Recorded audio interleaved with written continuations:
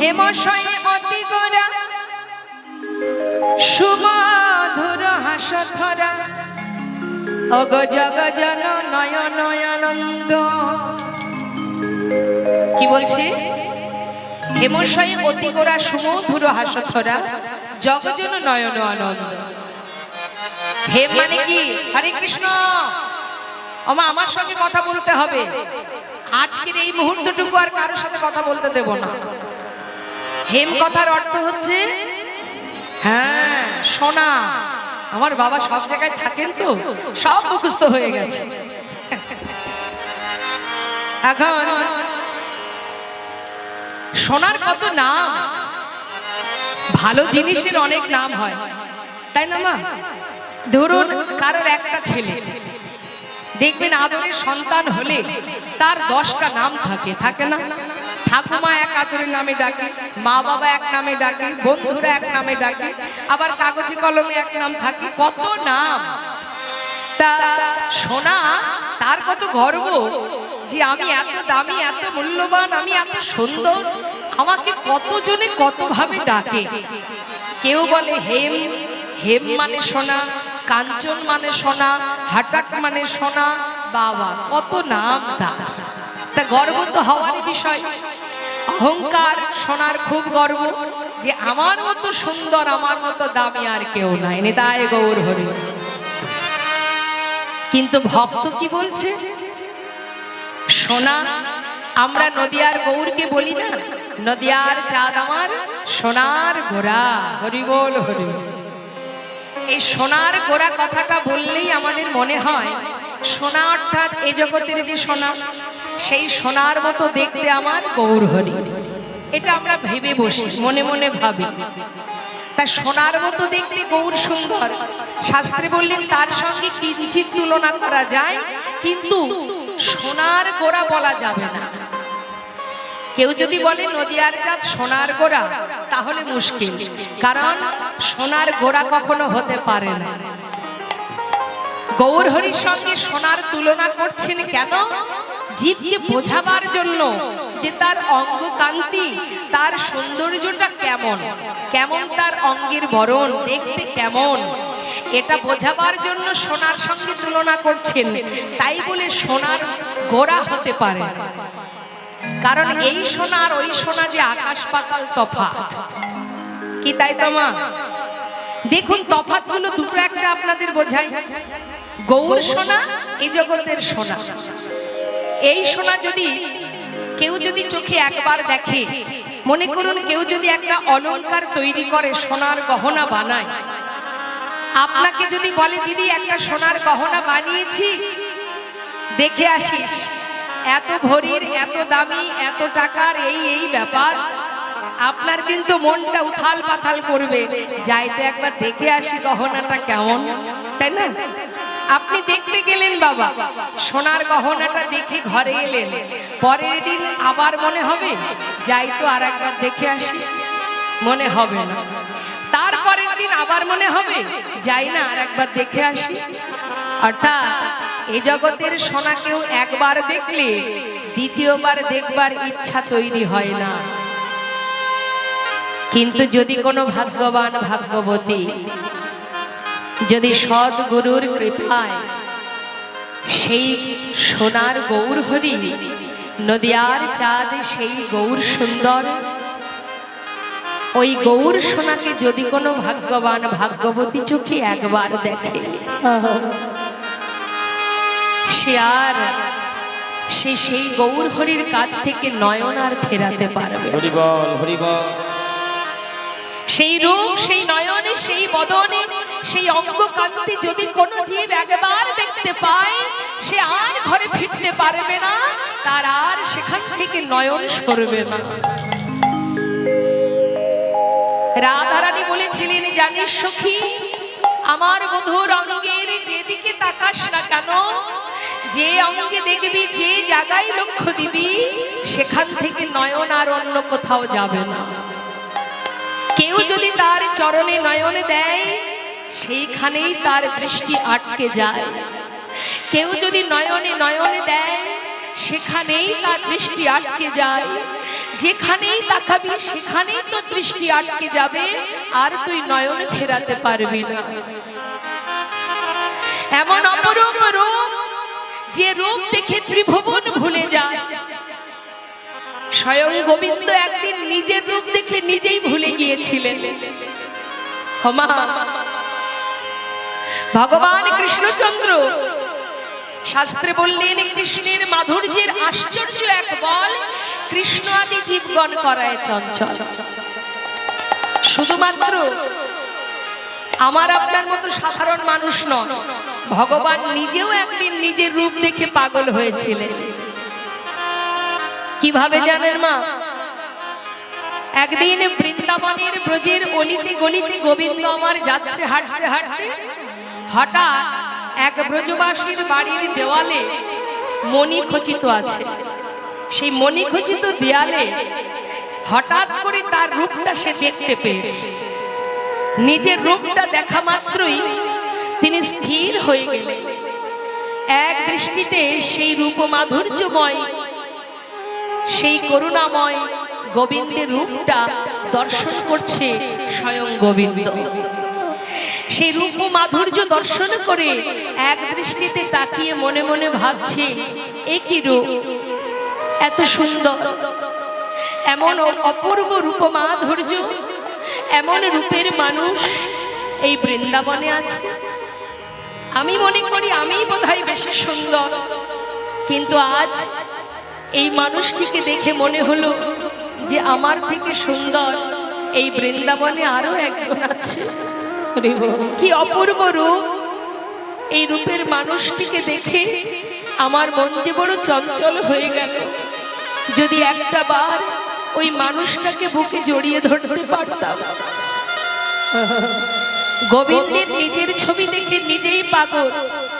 ওই মানুষটাকে ধরার জন্য তিনি যখনই ছুটতে যাবে, এমন সময় পেছন থেকে বিশাখা সখী হাতটা চেপে ধরেছে।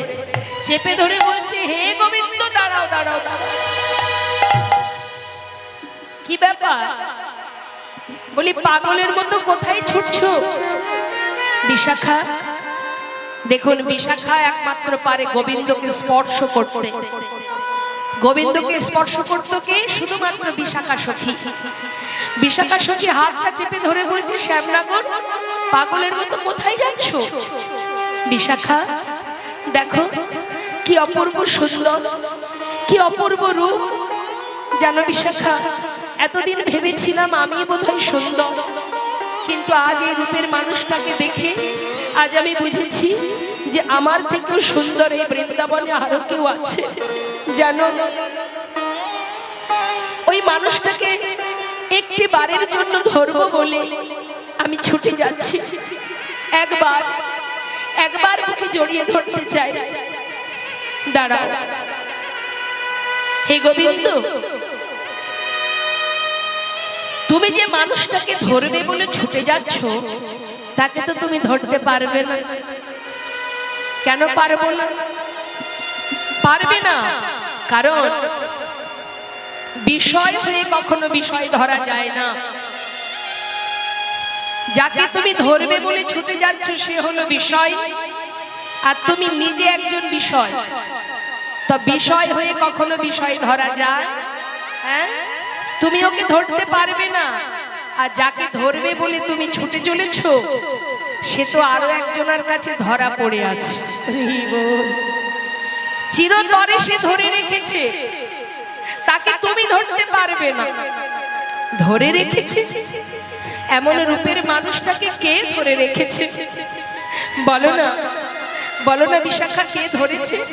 আমি একবার তার কাছে গিয়ে চোখের দেখা একবার দেখব, তারপরে আমি চলে আসব। গোবিন্দের কথা শুনে বিশাখা বলছে, আর কে? ওই রূপের মানুষটাকে ধরে রেখেছেন আমাদের বৃষভানু রাজ নন্দিনী প্রেমময়ী রাধারানী। তাই তুমি ওকে ধরতে পারবে না। বিলম্ব না করে গোবিন্দ ছুটতে ছুটতে যাচ্ছে রাধারানীর কাছে।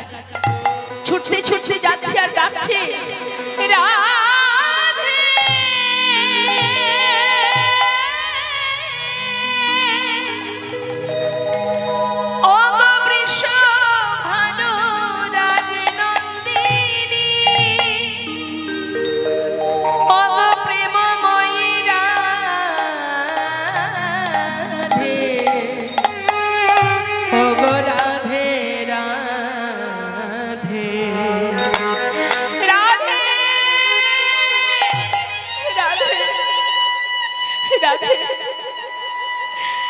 আমি বড় আশা নিয়ে এসেছি রাধে, তোমার কাছে আজ আমার বড় আশা।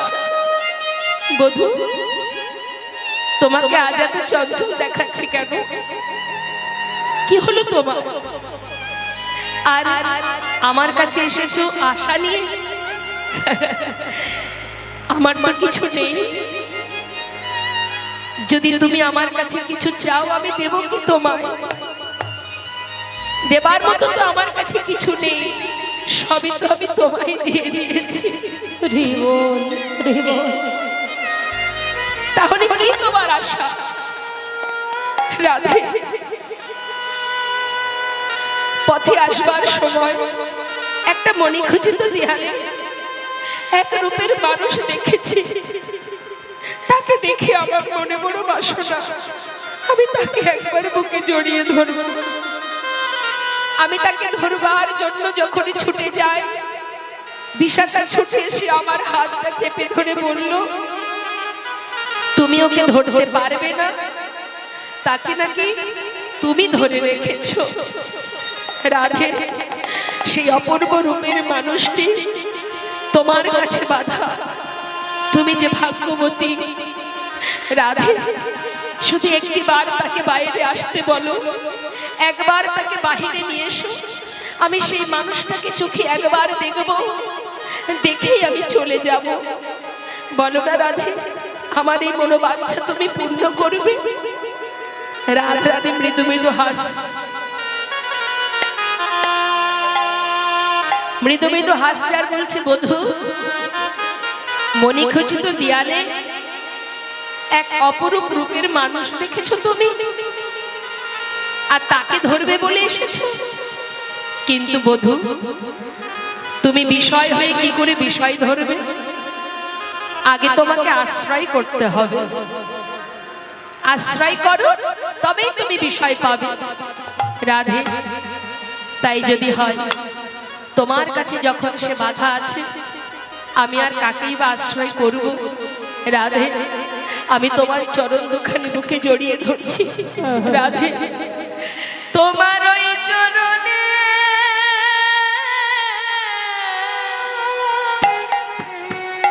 আমায় আশ্রয় দাও গো। তোমার ওই চরণে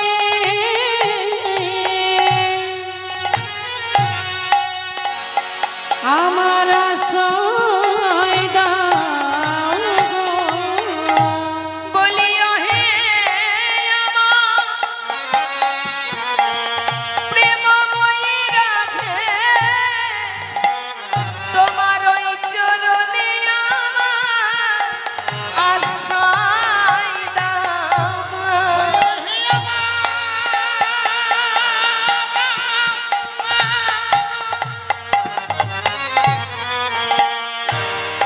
ওগো প্রেমময়ী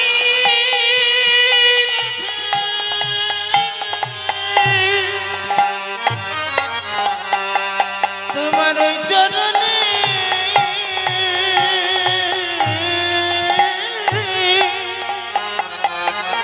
আমায় স্থান দাও গো। আমি আর কিছু চাই না ধনী, তোমার ওই চরণে আমায় আশ্রয় দাও গো। কিছু চাই না ধনী, তোমার ওই চরণে মহান করো। বড়ই আশা করে আমি এসেছি গো। তোমার ওই চরণে মোহন করো। এসেছি গো। আমি আর কিছু চাই না ধনী। হরি বল, হরি বল, হরি বল, হরি বল, হরি বল। বড় আশা করে এসেছি গো। হরি বল, হরি বল, হরি বল, হরি বল। বড় আশা করে এসেছি গো। আর কিছু চাই না বড় আশা করে এসেছি গো। আর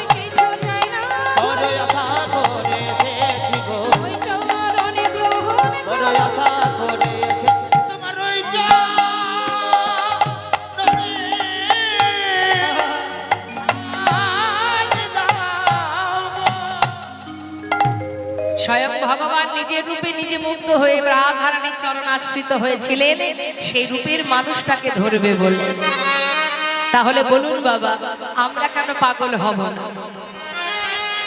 আমার আপনার মতো মানুষের কথা বাদ দিলাম, কত বিধর্মী মুসলমান ভক্ত যারা, কত ভক্ত আছে যারা গৌর রূপ দর্শন করে পাগল হয়ে গিয়েছিলেন।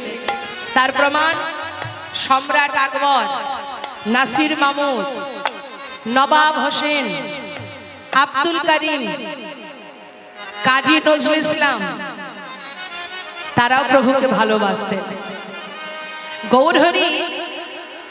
গৌরহরি রূপ দেখে পাগল হয়ে কাজী নজরুল ইসলামের অনেক গান আপনারা শুনেছেন। কালকে আমাদের স্নেহের ভাই আমাদের পদ্ম পলাশ আপনাদের একটা গান শুনেছিল, আমি শুনতে পাচ্ছিলাম, খেলিছুই বিশ্বলয় বিরাট শিশু আনমনে। কার লেখা, কার গান? খেলিছুই বিশ্বলয় বিরাট শিশু। ভাবুন, যিনি বিশ্ব ব্রহ্মাণ্ড ব্যাপী, যার এক পলকে বিশ্ব ব্রহ্মাণ্ডে লয় হতে পারে, সৃষ্টি হতে পারে, সেই ভগবান শিশু রূপে বনে বনে খেলা করছে তার ভক্তগণকে নিয়ে। আমরা কখনো গর্ব করে বলি না, অহংকার করে বলি না যে আমি এটা করেছি ওটা করেছি, আমি না করলে হতো না, আমি না করলে পেতে না। আমরা বলি না এটা আমার ওটা আমার, কিছুই আমার নয়। আসার সময় যেমন কিছু আনিনি, যাবার সময় কিছু নিয়ে যাব না। সারা জীবন ভূতের খাটুনি খেটেছি সুখে থাকার জন্য, তাই তো মা?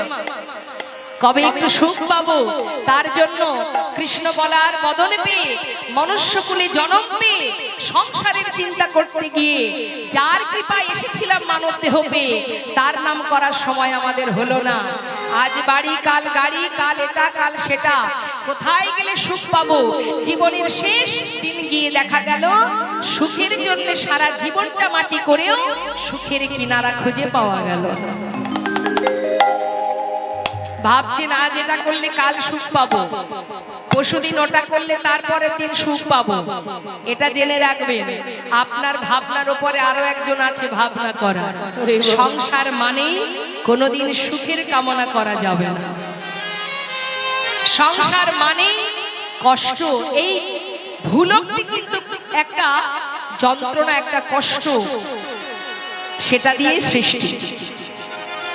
এই ভুলকটা যখন ভগবান সৃষ্টি করেছিলেন, এর মধ্যে শুধু আছে জ্বালা, যন্ত্রণা, কষ্ট, ত্রিতাপ জ্বালা। এই জ্বালা আপনাকে পেতেই হবে মা, মৃত্যুকাল পর্যন্ত। এই ত্রিতাপ জ্বালা তিন রকমের জ্বালা: আধ্যাত্মিক জ্বালা, আদি দৈবিক জ্বালা, আদি ভৌতিক জ্বালা। এই তিনটে জ্বালা থেকে আপনার কোনো নিস্তার নেই। আধ্যাত্মিক জ্বালা আমাদের দেহের জ্বালা, যে কোনো সময় যখন তখন নানাবিধ রোগে আক্রান্ত, তাই না? সারা শরীর ভালো আছে, দাঁতের গোড়ায় যন্ত্রণা হচ্ছে, আপনার মন মানসিকতা সব ওই দাঁতের গোড়ায় আটকে যাবে, তাই তো? জ্বালা আপনাকে পেতেই হবে। পারবেন রোগ মুক্ত হয়ে থাকতে? পারবেন না। তার মানে কি, যেদিন আপনি ফিরবেন সেই দিন পর্যন্ত এই জ্বালা আপনার সঙ্গে থাকবে। এটা আধ্যাত্মিক জ্বালা। আদি ভৌতিক জ্বালা, যে জ্বালা বাবা অপরের কাছ থেকে পাওয়া জ্বালা। আপনি মনে করুন বেশ সুখে আছেন, শান্তিতে আছেন, কিন্তু পার্শ্ববর্তীর জ্বালায় আপনার শান্তি নেই। আপনার আত্মীয় স্বজন থেকে শুরু করে, বাইরের মানুষ থেকে শুরু করে, বিভিন্ন দিক থেকে আপনাকে নানাবিধ জ্বালায় জর্জরিত হতে হবে। আপনার জ্বালা নেই, কিন্তু অন্যের কাছ থেকে পাওয়া জ্বালা আপনাকে একটু একটু করে শেষ করে দেবে। এটাকে বলা হয় আদি ভৌতিক জ্বালা। আর আদি দৈবিক জ্বালা প্রকৃতি থেকে পাওয়া জ্বালা। প্রকৃতি থেকে এই গরম, এই ঠান্ডা, এই ঝড়, এই বৃষ্টি, এই করোনা, এই চলছে একটার পর একটা জ্বালা। এ থেকে মুক্তির কোনো রাস্তা নেই। তাহলে সংসারে আমরা যখন এসেছিলাম, আমরা বলেছিলাম ভগবানকে যে পৃথিবীতে আমাদের মানবকুলে জন্ম দাও।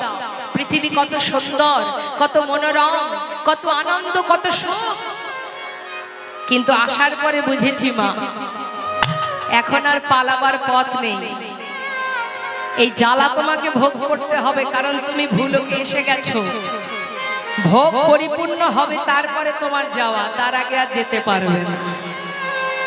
আসার আগে ভেবেছিলাম বোধহয় এখানে অনেক সুখ আছে, কিন্তু আসার পরে বুঝলাম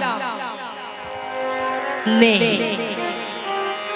সংসার জীবনে কোনো সুখ নেই, সুখ সেখানে যে জন কৃষ্ণ ধনে ধনী হতে পারে, যে জন গোবিন্দ ধনে ধনী হতে পারে, যে জন ভগবানকে ভালোবাসতে পারে। তাই গৌর হরি বল।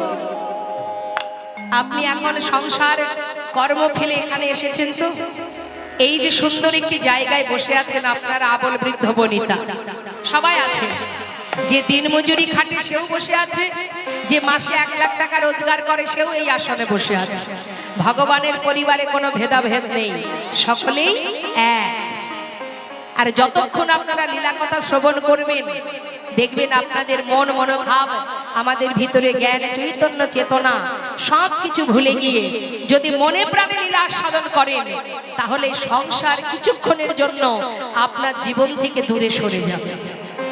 আর হরিনাম শুনলে, কৃষ্ণ নাম শ্রবণ করলে আপনার কিন্তু সংসার থেকে যদি কোনো কষ্ট পায় তাতে জ্বালা হয়, কিন্তু হরিনাম শ্রবণ করে যদি কোনো জীব 2 ফোঁটা নয়ন বাড়ি বরিশন করে তাতে জ্বালা হয় না, তাতে শান্তি হয়, তৃপ্তি হয়, আনন্দ হয়, জীবনের অনেক কষ্ট দূরীভূত হয়।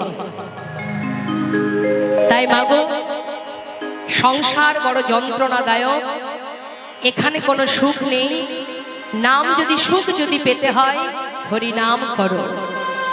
যখনই ভিতরে কোনো কষ্ট কাজ করবে, প্রাণ ভরে হরি নাম করবেন, ভগবানের কাছে যাবেন, প্রভুর সম্মুখে বসে তার গুণ কীর্তন করবেন, তার সঙ্গে নিজের মনের কথা বলবেন, দেখবেন শান্তি পাবেন।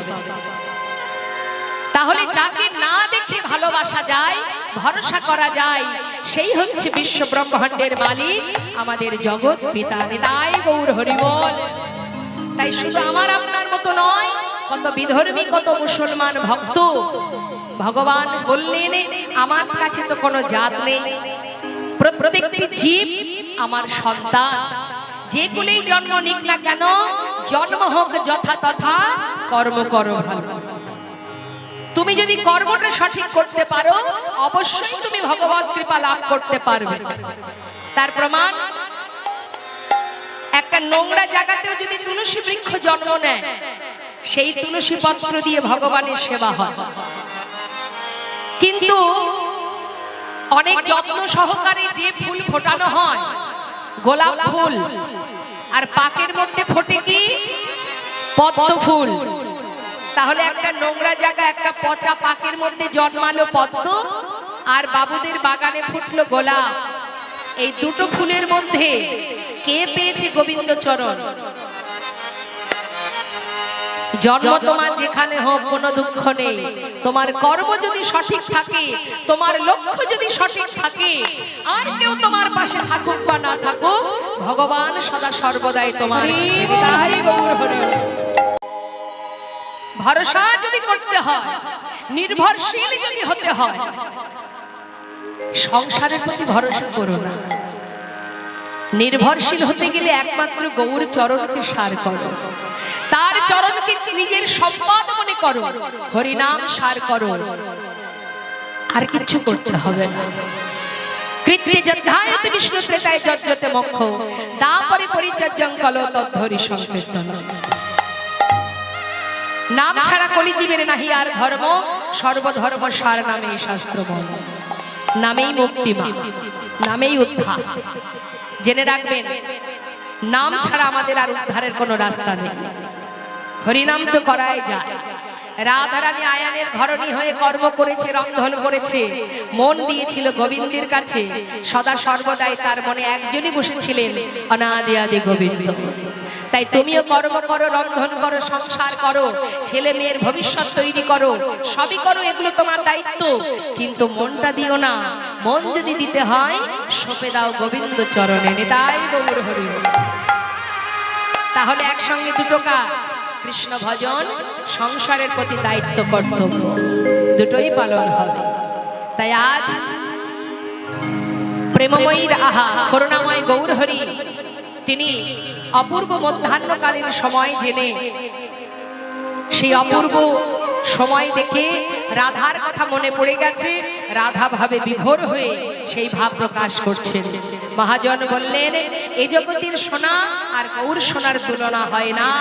এই জগতের সোনা কারোর ঘরে থাকলে তার ভিতরে অহংকার জন্মায়। কারোর ঘরে যদি একটু সোনা বেশি থাকে তার ভিতরে অহংকার জন্মায়, আমার এই আছে ওই আছে। হ্যাঁ, ভিতরে ভিতরে অহংকার। অহংকার শুধুমাত্র অর্থে হয় না মা, অহংকার বিভিন্ন কারণে হয়। পাণ্ডিত্যের অহংকার হয়, রূপের অহংকার হয়, তাই না বাবা? আবার ধন সম্পদের অহংকার হয়। কিন্তু জেনে রাখবেন, বস বস বস বস বস বস।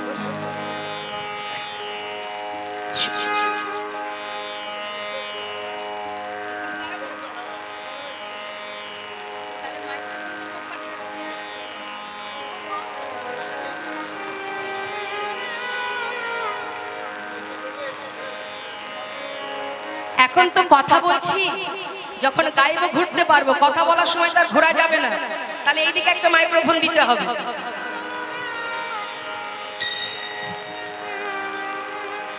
বুঝতে পারছি অসুবিধা হয়। মাইকেল ভাই যদি একটা স্ট্যান্ড থাকে এখানে দিতে পারে, তাহলে একটু ঘুরে ফিরে কথা বলতে পারবো। এইদিকে একটা স্ট্যান্ড থাকলে দাও। আস্তে আস্তে। ওমা কি হয়েছে? মায়ের কি হলো? ওই মায়ের কি হয়েছে? তো মা বৈষ্ণব বললেন, এই জগতের সোনা ঘরে থাকলে অহংকার জন্মায়, আর যদি গৌর সোনা কারোর ঘরে থাকে সে কি হয়? মহাজন শাস্ত্রে বললেন, গৌর সোনা কারোর ঘরে থাকলে সে যে পথের কাঙা,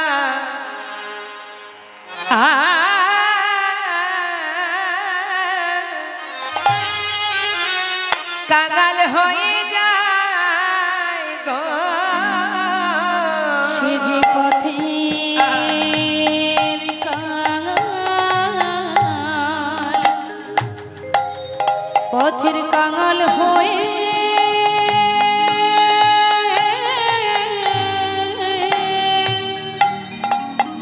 কাঙাল হয়ে যায় গো। যে জন গৌর সোনা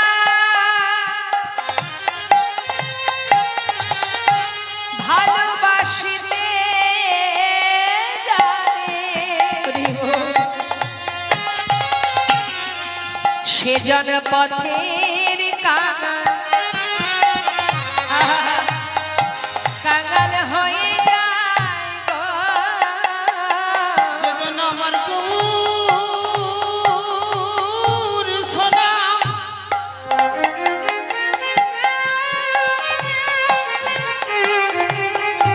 হৃদয়ে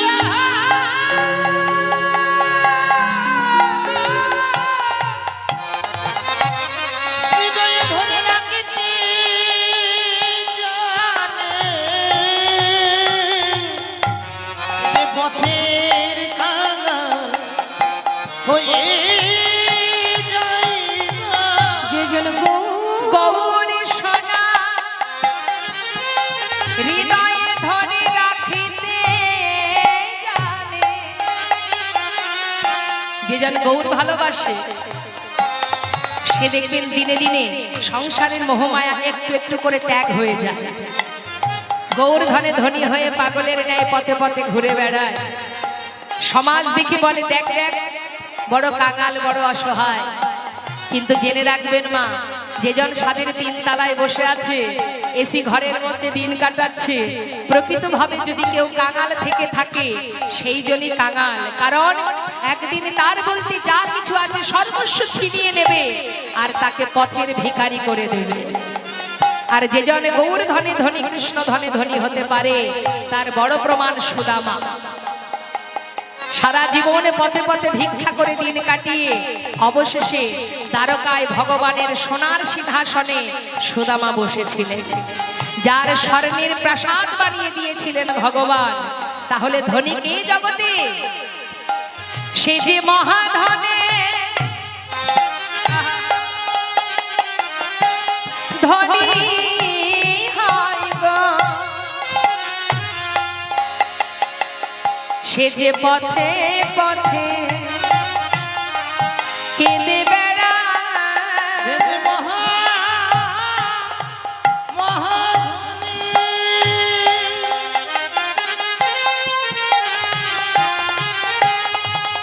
ধনী হইগা সে যে পথে পথে কেঁদে কেঁদে বেড়ায়। বলে গৌর কৃপা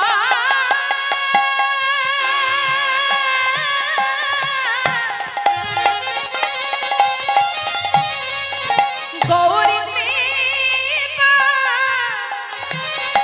একবার করো রে। সে যে পথে পথে ঘুরে বেড়ায়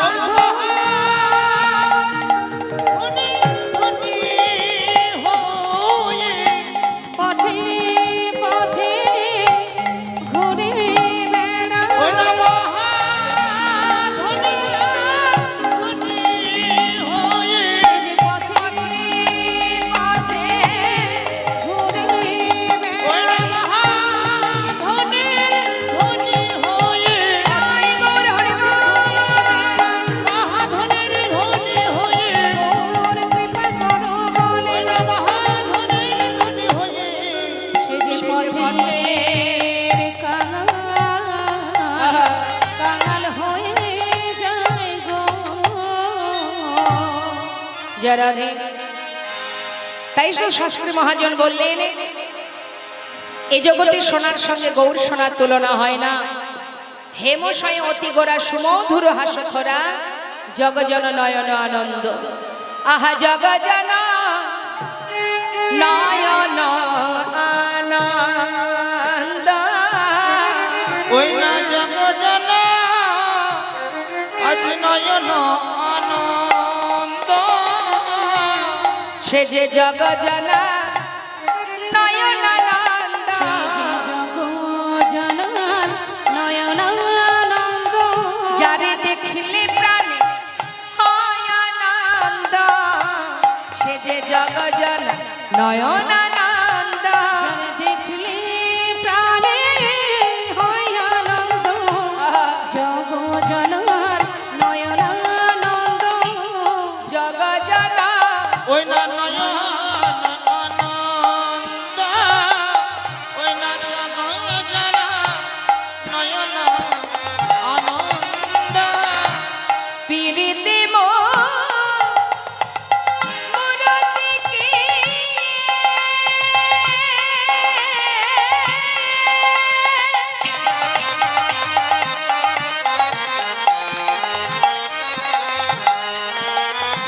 ওমা আমাদের গৌরহরিকে বলছেন পীড়িতির মূরতি মানে প্রেমের মূরতি আমার গৌরহরি ওরে নাগরী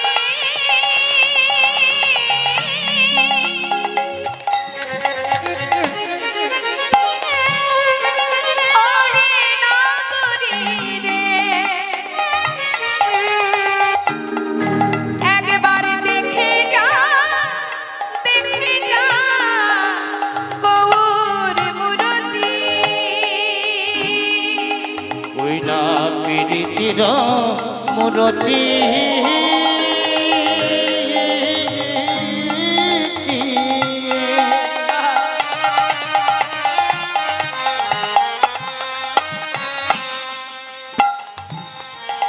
ওরে সজনীরা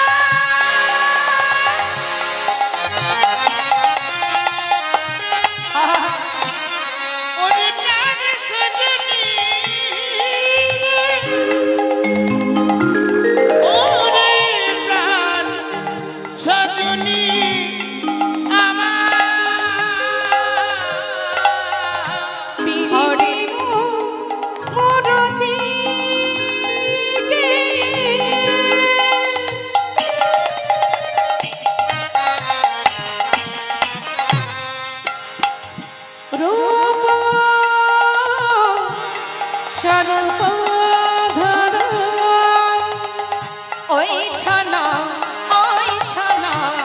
অতি অঙ্গ ওই ছানা ওই ছানা পতি অঙ্গ বন্ধ দেখো দেখো আমার প্রেমের মুরত ওই দেখো দেখো আমার প্রেমের মূরতি যারে দেখলে প্রাণে হয় গো ভক্তি দেখো দেখো প্রেমের মুরত যারে দেখিলে প্রাণে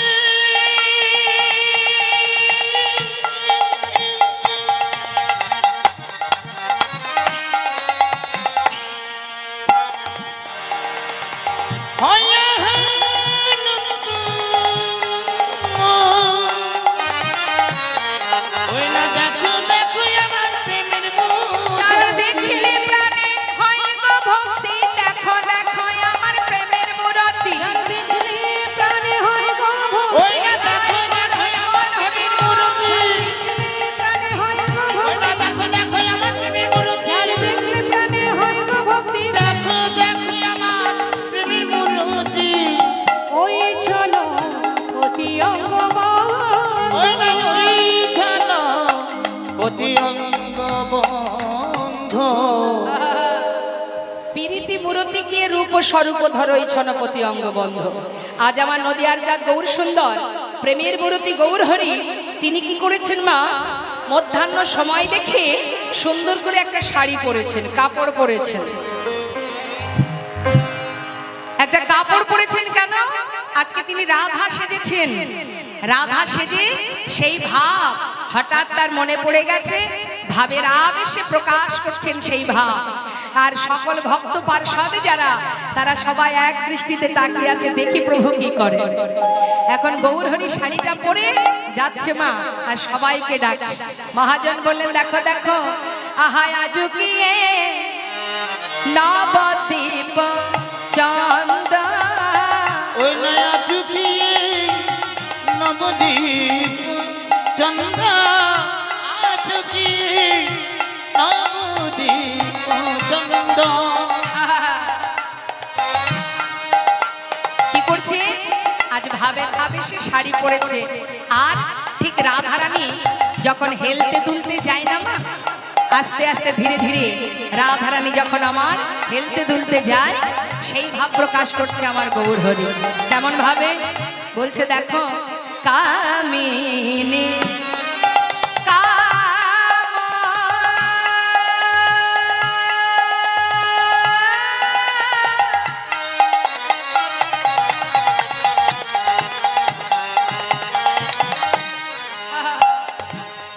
কামিনী মানে রাধারানী ওই দেখো কামিনী কাম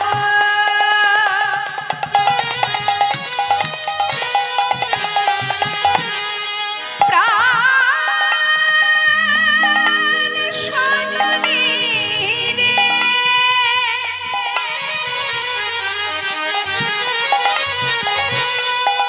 আমার আমার গৌর হরি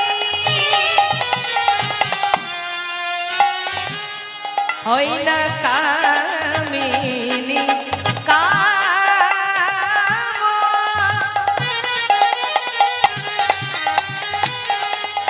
কলিত তুচ্ছ মানস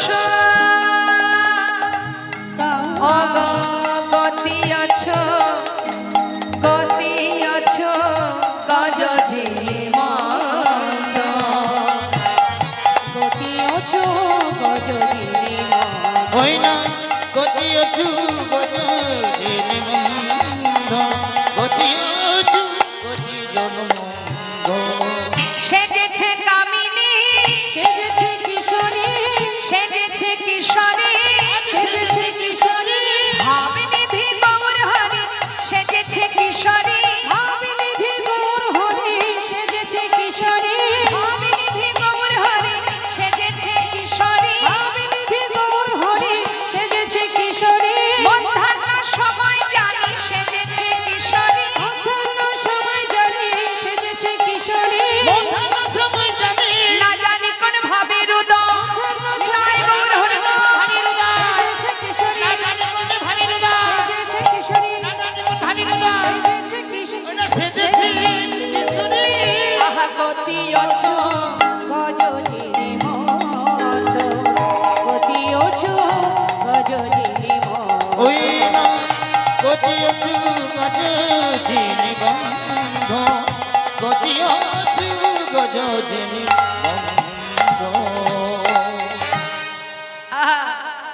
আজ রাধারানী ভাবে ভাবিত হয়ে গৌরহরি আমার একবারে সুন্দর করে শাড়ি পরে হেলতে দুলতে যাচ্ছে সেই ভাবে। মহাজন বললেন দেখো দেখো মাঝ দিনহি পুনা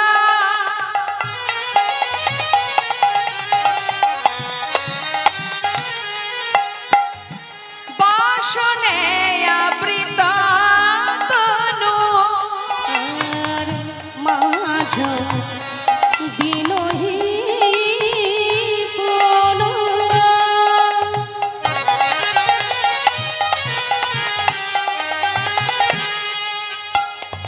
বসনে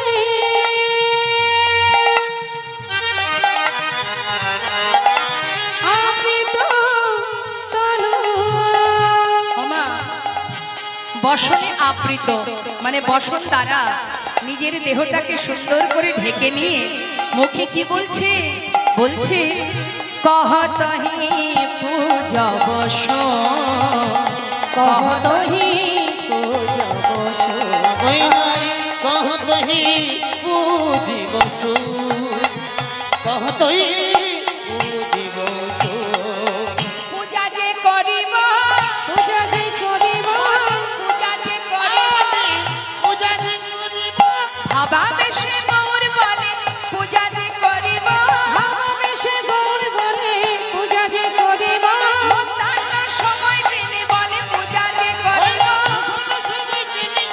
পূজা যে করিব আহা কহতহি পূজা বসন কহতহি পূজা বসন ওই না কহতহি পুজিব সুর, কহতহি পুজিব সুর। মুখে বারবার বলছে তোরা কে কে যাবি আয়, মধ্যাহ্ন সময় হয়েছে সূর্য পূজায় যাব মোরা।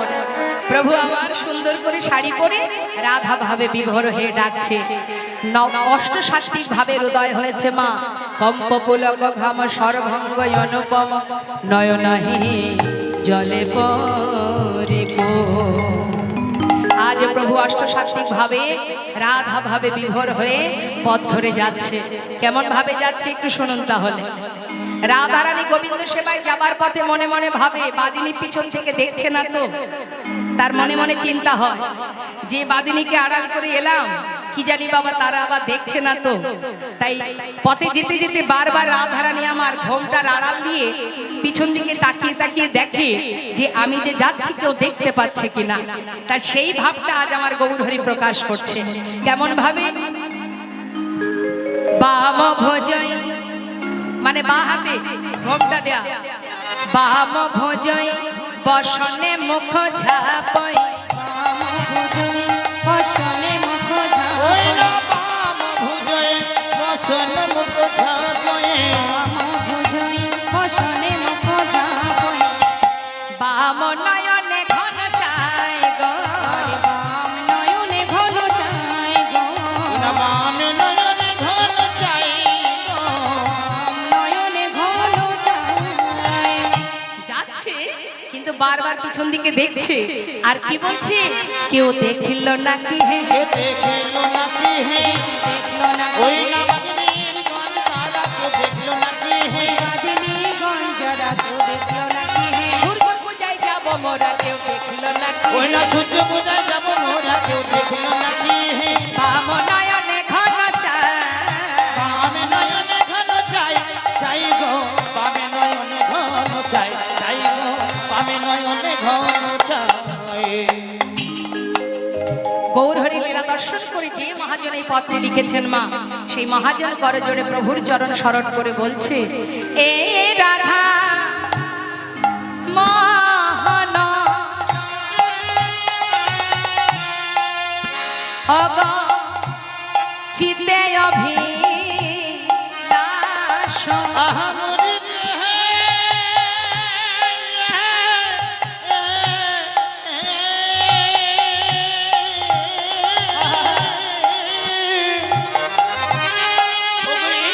রাধা রাধা মন ওই নাচিতে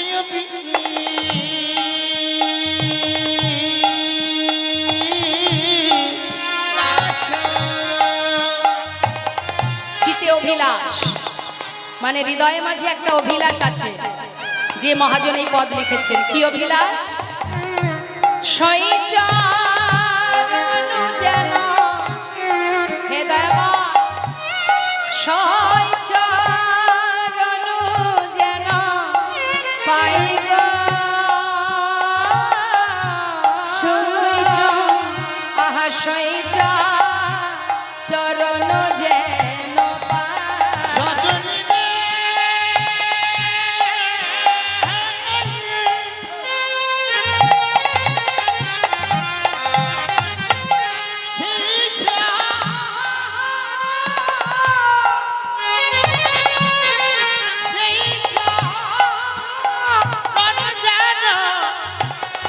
যেন পাই রে,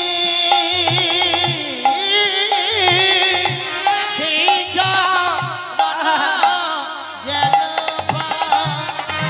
চরণ সেবা অধিকার দিও, এই চরণ সেবার অধিকার দিও। আমি আর কিছু প্রভু চাই না গো, শুধু চরণ সেবা অধিকার দিও। আমি আর তো কিছু চাই না বধু, যেন চরণ সেবা অধিকার দিও। আমি আর কিছু চাই না দয়াল, বলি হে আমার করুণাময়। আর কিছু চাই না দয়া, ওই চরণ সেবার অধিকার দিও। বলি হে আমার করুণাময়। ওই চরণ সেবার অধিকার দিও। আর কিছু চাই না দয়া, চরণ সেবার অধিকার দিও।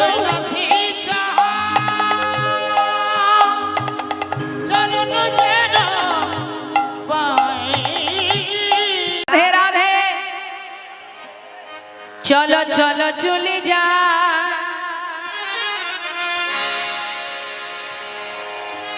ওই মাকে একটু ডেকে দিন, ঘুমাচ্ছে। রাত্রে ঘুমাবো, দুপুরে ঘুমাবো, তাহলে জাগবো কখন? আমার ঘুম আসছে, আমার এখানে আসো, অনেক জায়গা আছে, শুয়ে পড়বেন। ঘুমালে কিন্তু জানেন তো, কালকে যে লীলাটা হয়েছিল, চন্দ্রাবলী যখনই ঘুমিয়ে পড়েছিলেন তখনই গোবিন্দ রাধার কুঞ্জে গিয়েছিলেন। ঘুমানো ঘরে কিন্তু ভগবান থাকে না। ঘুমিয়ে থাকলে 3 ঘন্টা এখানে লীলা হবে, কিচ্ছু কিন্তু ঢুকবে না কানে, তাই তো? আমাদের যে 10 ইন্দ্রিয়, ইন্দ্রিয়গুলোকে সচেতন করে রাখতে হবে, সচ্ছল করে রাখতে হবে। আপনি যদি আপনার ইন্দ্রিয়গুলোকে, এই যে চোখ কান সব যদি বন্ধ হয়ে যায়, তাহলে হরিনাম ঢুকবে? হ্যাঁ, সমস্ত ইন্দ্রিয় দিয়ে ভগবানের সেবা দিতে হয়, তাই তো? এখন যে আপনারা এখানে বসে আছেন, এখানেও কিন্তু সেবা কাজই চলছে। যদি বলেন কিসের সেবা হচ্ছে, পেট তো ভরছে না, এটা তো পেট ভরার নয়, এটা আমাদের দেহের সেবা নয়, এটা আমার সেবা। আমার মানে আমার আত্মার সেবা। সেবা যখন করতে বসেন, কেউ যদি মাঝপথ থেকে থালাটা কেড়ে নেয়, রাগ হয় না? নেয় তো, রাগ হয়ে যায় তো। তাহলে এখন আপনারা বসেছেন পরমাত্মার সেবা। পরমাত্মা মানে কি? পরমাত্মা মানেই কিন্তু আমি। পরমাত্মা মানে আমি। এই দেহটার আমি নই, এই দেহের মৃত্যু আছে, আমার মৃত্যু নেই। আমি আজ দাঁড়িয়ে আছি, প্রভু আছেন তাই আমি আছি। যেদিন আমি এখানে থাকবো না, এই দেহে থাকবো না, এই দেহটা নষ্ট হয়ে যাবে, কিন্তু আমার কোনো মৃত্যু হবে না। তাই আমি মানে পরমাত্মা, আমি মানে সূক্ষ্ম আত্মা। আর এখানে সেবা হচ্ছে কার? পরমাত্মার সেবা। হ্যাঁ, আমি মানে সাক্ষাৎ, আমি মানে চৈতন্য, আমি মানে ভগবান। এই যে সাক্ষাৎ চেতনা, এই চেতনাটা কার? তিনি দিয়েছেন, তাই আমি পেয়েছি। তারই শক্তি এটা, এটা তারই শক্তি। তিনি যেদিন পারবেন আবার কেড়েও নেবেন। তাই সাবধান, ঘুমালে হবে না। ঘুমানোর জন্য অনেক সময় পাবেন। তুলুন দেখি হাত সবাই মিলে।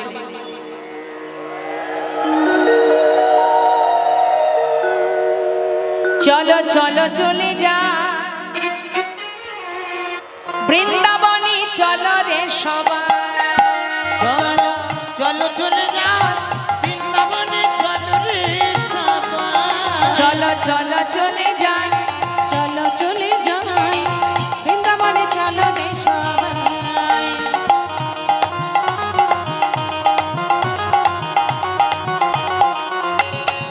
রাধে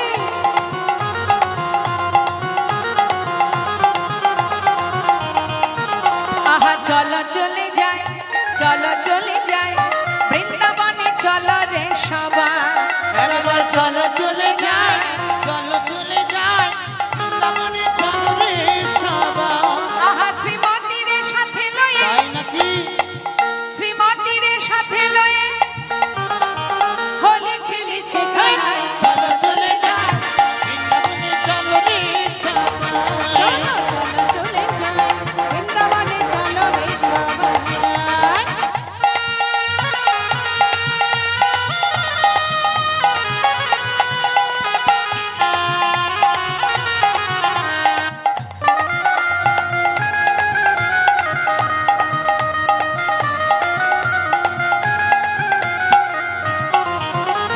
বসন্তেরই লাগে পরম গিরিধারীর মনে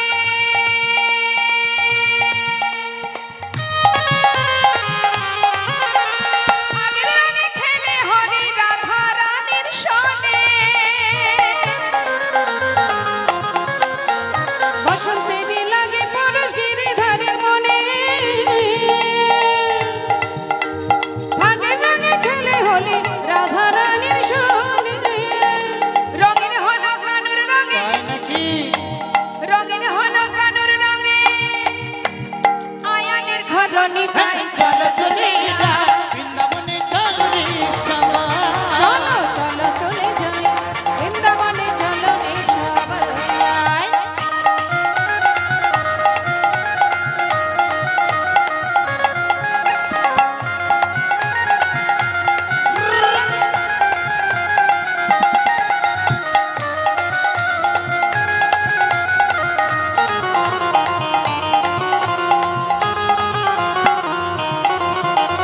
কেমন খেলা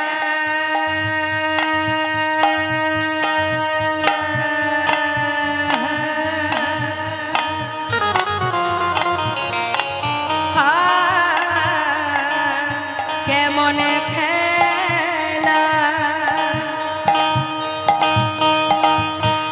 কেমন খেলা আহা কেমন খেলা আহা কেমন খেলা খেলে আমার মদন মোহন মদন মোহন প্রেমের রঙে রাঙায় হয় অবলারি মন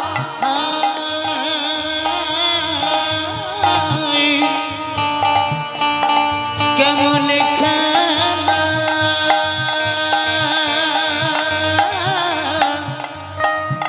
হাই কেমন খেলা খেলে আমার মদন মোহন প্রেমের রঙে রাঙায় হয় অবলার মন শ্রীমতী নাই রাজমদন তাই না